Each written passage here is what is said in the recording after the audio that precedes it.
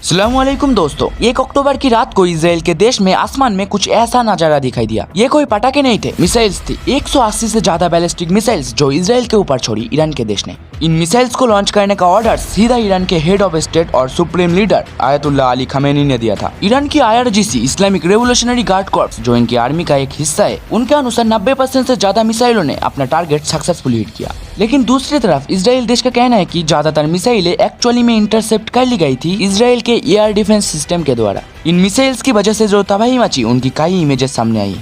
ये क्रेटर आप देख सकते हैं, ये देखिए 30 फीट गहरा क्रेटर मोसाद के हेडक्वार्टर्स के एकदम बाहर है। सदर्न इसराइल में एक नेगेव का रेगिस्तान है जहाँ पर इसराइल का बड़ा मिलिट्री बेस था। कई सारी मिसाइल्स वहाँ जाकर भी लगी। हालांकि इसराइल का कहना है कि उनको मिनिमल डैमेज पहुंचा इस हमले से, लेकिन फिर भी इसराइल के प्रधानमंत्री नेतन्याहू का कहना है वो इसका जवाब देंगे। Iran made a big mistake tonight and it will pay for it. The regime in Iran does not understand our determination to defend ourselves and our determination to retaliate against our enemies. सबसे बड़ा सवाल यहाँ पर है कि आखिर Iran कैसे involve हो गया इस वॉर में। पिछले साल हमास के हमले से शुरू हुई ये वॉर अब कई देशों के बीच फैल चुकी है। इसराइल न सिर्फ पैलेस्टाइन पर हमला कर रहा है बल्कि लेबनान पर भी अटैक हो रहा है। हमास, हिजबुल्लाह और हुतीस जैसे कई पैरामिलिट्री ग्रुप्स और आतंकवादी संगठन भी इस युद्ध में हिस्सा ले रहे हैं और अब ईरान जैसे देश भी इसमें डायरेक्टली इन्वॉल्व हो गए। इसी के चलते गोदी मीडिया ने 26वीं बार वर्ल्ड वॉर 3 का ऐलान कर दिया। Or on the brink of World War III. World War III has already started. The World War is already upon us. आखिर ये सब कैसे हुआ और आगे क्या होगा इस युद्ध में, आइए समझते हैं आज के इस वीडियो में।